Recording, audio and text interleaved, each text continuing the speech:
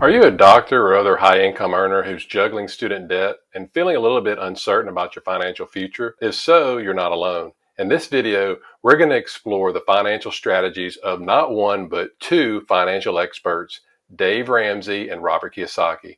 And make sure you stick around to the end of the video as we're going to dissect the lives of three different doctors, each of them adopting a different approach, whether it be Dave Ramsey, Robert Kiyosaki, or my personal favorite, a combination of both. And if you're new here, I'm Dr. Jeff Anzalone, a periodontist on a mission to get you out of the rat race with passive income.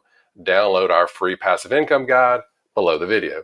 Now, during dental school in my residency, I admit I was a big Dave Ramsey follower, and at that time, he had actually come out with his first and very popular book, The Total Money Makeover.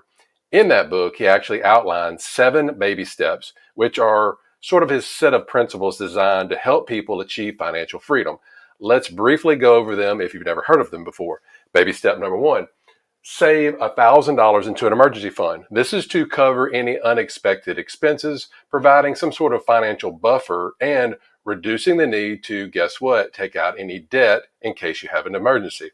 Example, if you have a tree that falls on your roof, you have to replace the roof. If your air conditioner goes out, if you have to buy a new set of tires, anything like that, any type of emergency, you don't have to put it on a credit card. You can simply dip into your emergency fund and use that. Baby step number 2 is something that he calls the debt snowball. You basically pay off all of your debt except your house using this concept. Now, a very big, significant part of his plan and literally his program now is this debt snowball. And this method actually targets smallest debt first, regardless of the interest rate. And basically, he's aiming for any type of psychological satisfaction of going in and actually getting a small win, paying off this debt in full. Now, a few months ago, I went and spoke to the first year med students at our local medical school here.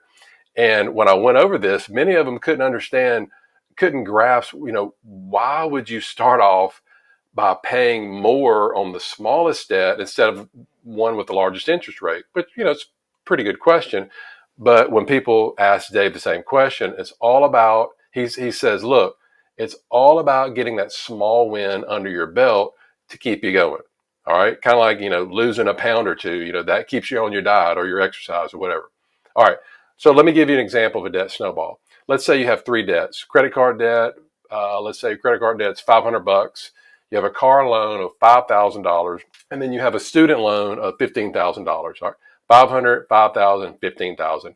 According to his debt snowball, remember, you would aggressively pay off the smallest, the $500 credit card debt, while making minimum payments on the other 2. Once you get this $500 credit card debt paid off, then you tackle the car loan, the $5,000, rolling the amount you were paying on the credit card debt into your car loan payments. And then finally, after you've paid off the car, then you attack the student loan with the total payments you were making on both the credit card and the car loan. Now, this approach creates a momentum, i.e. snowball, that helps you stay motivated and committed to becoming debt-free. Baby step number 3 is you go back to that emergency fund and you fully fund it into 3 to 6 months of expenses, okay? And so, for instance, let's say your monthly living expenses are $3,000, then you would aim to save between $9,000 and $18,000 in this emergency fund. Baby step number 4 is you want to invest 15% of your household income into some sort of a retirement account. And this is your gross income, and he really likes 401ks and Roth IRAs.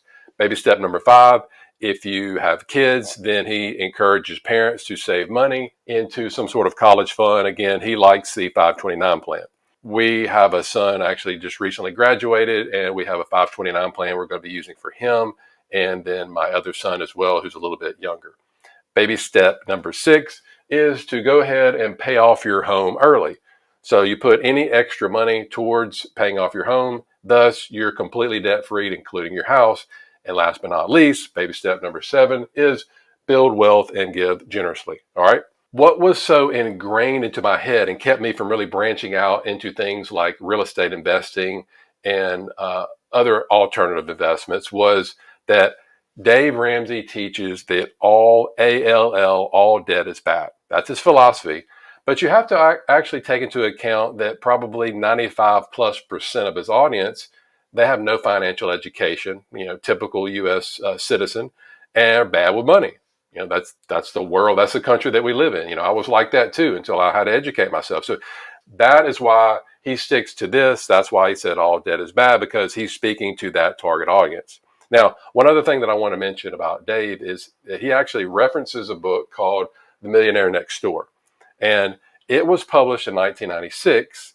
And I'm going to go ahead and show you how old I am. 1996 is the year that I graduated college. Now, I actually read that book that year in 1996. And again, it further reinforced what Dave was teaching. Now, the authors of that book, they actually surveyed thousands of millionaires. And this is how, once they surveyed all of them, they came up with several key areas, that kind of commonalities. The first one is, you guessed it, frugality. So most of the millionaires that they surveyed, again, this was back in 1996, they weren't living like a flashy lifestyle as you would expect a millionaire to. They were very thrifty, they saved a lot, and they preferred to invest their money rather than spending it on extravagant things. Second thing that they noticed was most of them were self-made millionaires. They didn't inherit their wealth. They made it themselves through hard work, smart financial decisions. The third thing was they chose financial independence over their high status. So for them, being rich wasn't about showing off. The book revealed that the wealthy people back then, they really value their financial freedom more than appearing rich to others. Because think about it, you can always make more money, but you can't make more time unless you're Michael J. Fox. And then the fourth thing was modest living. So contrary to what you might think, many millionaires, again, back then, they did not live in these big fancy houses in expensive neighborhoods. They usually lived in a average middle class neighborhood, modest homes, which again helps them keep their wealth by not overspending on their lifestyle. Again, this was back in 1996, just when the internet was starting to take off. So there weren't many online millionaires or YouTube millionaires or TikTok millionaires or anything like that. So as you can imagine, a lot has changed since the book was written. But again, it's very good to see these types of the way that these types of people live by now. I think it'd be a pretty cool idea for somebody to do an updated The Millionaire Next Door now that all these things and social media has come out. But anyway, let's shift gears from Dave Ramsey to Robert Kiyosaki, which he's best known for his book, Rich Dad, Poor Dad, which interestingly enough was written 1 year, 1997, was actually published 1 year after The Millionaire Next Door. And the other funny thing is, it is almost the total exact opposite of The Millionaire Next Door. So in Rich Dad, Poor Dad, Kiyosaki actually shares his story about his two dads that taught him about money. Now, his biological or real father, or his poor dad, was actually a college professor, while his rich dad was his best friend's dad, who happened to be a successful businessman. Now, his poor dad had a PhD in education with a good steady income, but like many educated people working hard to pay the bills, he still struggled with debt and money his entire career. Now, his rich dad was a very successful business owner. He was actually one of the wealthiest ones in Hawaii at the time, who only had an 8th grade education. Now, while growing up, he began noticing very different fundamental differences in both of his father figures. Now, Kiyosaki stated in the book, one dad would say, the love for money is the root of all evil. The other dad would say, the lack of money is the root of all evil. In the book, he also stated that he noticed that his poor dad was poor, not because of the amount of money he earned, which was pretty significant, but because of his thoughts and his actions. Many of the dentists and physicians that join our Passive Investor Circle group, they also fall into this situation due to their mindset regarding money. Now, even though dentists, physicians, attorneys, people like that, even though they have substantial incomes, and a lot of times they have a scarcity mindset, which limits them in their entire career. Now, just like Dave Ramsey has 7 baby steps, there's actually 7 main highlights into the book, Rich Dad, Poor Dad. The first one is he recommends that you learn about money. So it's important to know how money works and how to manage it. It includes understanding and learning financial terms and how to read financial statements. The second one is one of the biggest ones, is focus more on assets than your liabilities. What is an asset? Well, asset is something that puts money into your pocket. Okay, it makes you money, like rental property or business, while liability is something that costs you money, like a big loan, like a car payment, something like that. You want to try to get more assets into your liabilities.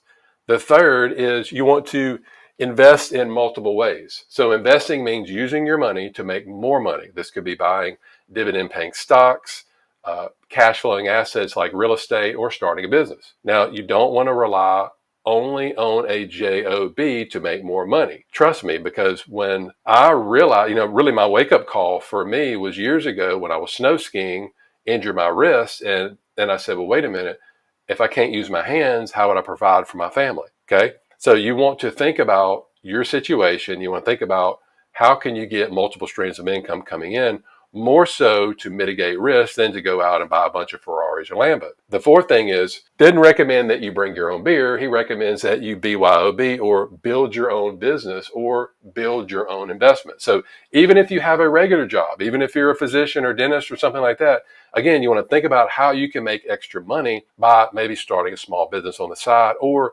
again, investing in things that can grow. The fifth thing is you want to learn from your job, not just for the money. So you want to use your job to gain new skills and knowledge that can help you, especially if you're starting off.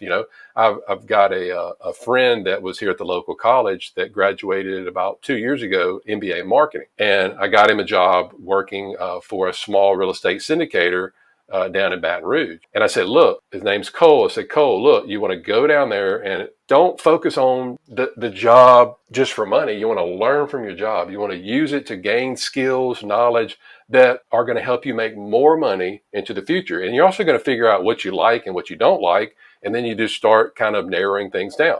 Okay. Don't just focus on a paycheck. The sixth thing is you want to understand how to use the tax laws to your advantage. And this is very, very important that so many of us don't do. You want to learn about all the different ways to legally save money on your taxes and protect your wealth. Maybe like creating a company, how to become a real estate professional, or use a short-term rental loophole, anything like that that can take your active income, use depreciation, use things from assets that you're buying to offset your active income. So you get the passive losses and you get some active losses. So again, if this is confusing, then it should be, again, a wake-up call that you need to go and learn the tax laws. I've got plenty of videos on it. You can scroll through our list. And then last but not least, you don't want to be too scared. You don't want to be too scared, not fearful, to take action. So sometimes people don't do things because they're afraid, or they think too much about the risk. Now, it's important, again, to take smart risks, but don't let fear hold you back. Now, Kiyosaki, like Dave Ramsey, he also talks about debt. And actually, his concept is there's good debt and there's bad debt. So good debt is seen as a tool for wealth generation. An example of this, of good debt, is investing in income generating real estate. So for instance, let's say you purchase an apartment building and it's worth $500,000. So if you take out a loan, if you get debt and you put 20% down, 20% of $500,000 is $100,000. So if you borrow and get a loan for $100,000, and then the rest is $400,000 mortgage, right? So you're putting $100,000 down, and you're actually borrowing the difference, the $400,000. Okay, that's good debt. So let's suppose each apartment's rent is enough to cover your mortgage payments, your property taxes, your insurance, your maintenance, and it still leaves you a profit enough to be profitable every month. So this profit, combined with the gradual increase in the property's value, aka appreciation, plus all of these tax benefits that you're going to get, like depreciation, cost segregation will give you bonus depreciation, accelerated depreciation, all these things, plus mortgage interest deductions. This, my friends, is how wealth is accumulated over time. Now, another aspect of Kiyosaki's teaching is the emphasis of owning businesses. Now, he suggests that being an employee limits your earning potential and tax benefits, okay? And he has something called the cash flow quadrant, which I have whole nother video on that now, but basically he has employees, self-employed people on the left side, And then on the right side, he has business owners and investors. So the goal is to get from the poor side over to the right side. So basically, you want to get from trading your time for money if you're an employee or if you're self-employed to getting it to where your money is working for you. All right. It's not how much you make, it's how you're making it. Now, remember, there's different strokes for different folks. So choosing the best approach largely depends on your own personal financial goals, your risk tolerance, your available time to put into this, and really your interest in your money. All right. So as promised, I told you if you stick to the end of the video, I wanted to give you a hypothetical example of 3 different doctors, and one of them is going to use Dave Ramsey's approach, one of them is going to use Kiyosaki's approach, and one of them is going to kind of use a combined approach. Okay. So let's start off with Dave Ramsey's approach. So Dr. Smith.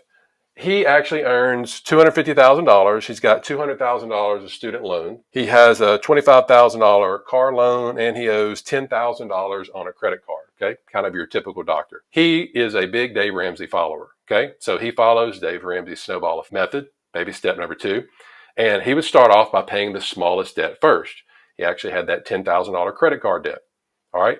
After paying the minimum on the car loan, the student loan, puts all this extra money towards paying off the credit card. Once it's paid off, moves on to the next one, car loan, uses all that money, puts it toward the credit card to pay off the car loan. In addition, all that stuff. And after it's all said and done, pays off all the debt. All right. Debt free, except the house. Now, in terms of investing, let's say that she takes his advice and invests 15% of her income. So that's actually going to be, so did the debt snowball, invest 15% of the income or $37,500 a year because she's making $250,000. All right. So that's going to be about $31.25 a month. She's going to be investing into diversified mutual funds and retirement account with a conservative average annual return, 7% a year after 30 years. She would have accumulated approximately $3.7 million. And again, this doesn't account for inflation or increases in contributions as her salary increases, anything like that. Okay, this is just a very hypothetical example. All right, that's the Dave Ramsey approach. Let's go to Dr. Johnson, who actually is going to use Kiyosaki's approach. All right, kind of the same situation, $250,000 salary, $200,000 student loan payment. They graduated from medical school. Actually had an interest rate of 6%. Okay, instead of paying off this debt aggressively, he kind of sticks to the standard 10-year repayment plan, which actually requires him 10 years monthly payment of $2,220 a month. Now, this decision leaves him with, as you can imagine, a substantial amount of disposable income to start looking at other types of investment opportunities. Now, he's comfortable with this strategy because he's educated himself, number one, that's really important, but because his student loan rate is relatively low, and he believes that his investment returns can exceed this 6% rate. All right. He is interested in investing in real estate. Now, after doing some market research, he actually finds a duplex for $400,000.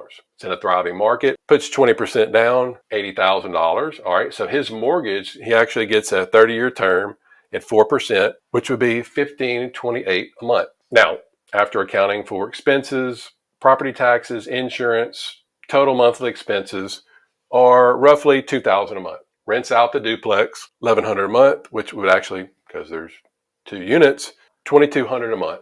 Okay. Now, this means that after all the expenses, he actually figures out he's going to cash flow $200 a month.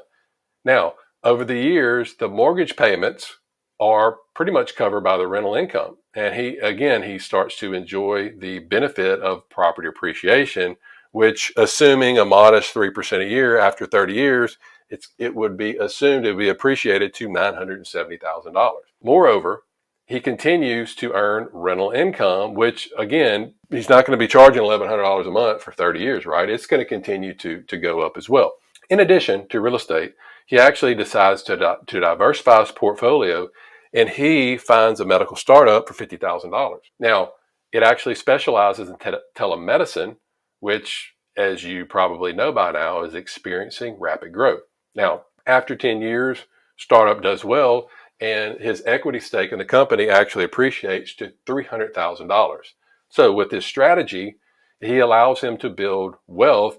And then again, he's starting to create other streams of income besides his practice income. Although this approach comes with risk, like market downturns, vacancies, or there could be some startup failures, he mitigates these risks through diligent market research. He's educating himself. He's diversifying, and he's maintaining a reserve as well. He's putting some money back for unexpected expenses. Okay, that is a Kiyosaki approach. Now let's move on to my favorite, a combined approach, Dr. Williams, and I've actually got it written here for you. I've kind of saved the best for last.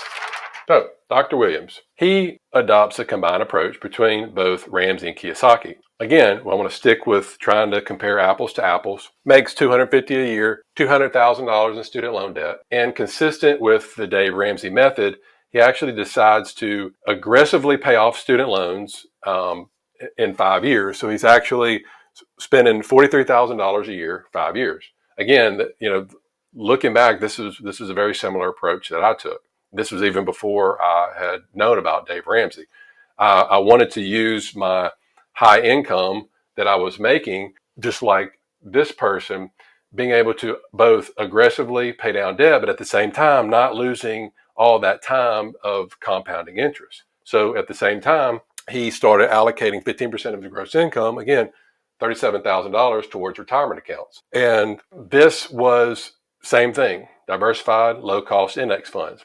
Now, once he's free from student loan debt, he's got, as you can imagine, a substantial amount of disposable income as well. Now, he decides to redirect the money he was previously investing for debt repayment into saving for, again, real estate. So, after 2 years of saving, he has enough for a 20% down payment. He finds a fourplex for $800,000, saves up 20% down, $160,000. Then he secures a 30-year mortgage for the remaining $640,000. All right. And with a 4% interest rate, his monthly payment is a little over $3,000 a month. Assuming expenses, property taxes, insurance, it's going to add an additional $1,000 to his monthly expenses. So total that's around a little over $4,000 a month for his expenses. All right. Let's assume each unit rents for $1,200 a month, fourplex, 4 units. So he's getting $4,800 a month after all the expenses, cash flowing $745. Again, he's earning a profit while his tenants are paying down this fourplex for him. He's still practicing. He's paid off his student loans. He's paid off his debt. He's still putting money into his retirement account, but he's also doing this as well. Okay, so in 30 years, the fourplex will be completely paid off, assuming a 3% annual appreciation rate. Now, the property will be worth almost $2 million after 30 years. Plus, again, he continues to earn rental income, which, again, is going to increase over time due to the rental market growth. And because he paid off his student loans early in his career, he carries less financial risk as he ventures off into the real estate investing. Okay, so he's just kind of doing it very smartly, playing it cool, playing it safe, which was almost the exact approach that we took, again, before I even knew about this. Okay, so this scenario illustrates the potential of combining Ramsey's debt aversion and solid retirement planning with Kiyosaki's emphasis on investing in income-producing assets. Now, again, this is the approach that I've decided to take, but without the educational piece first, because again, I did not learn about this in school or anything like that. So just like medical school or dental school, before you start treating patients, you've got to learn the basics first, right?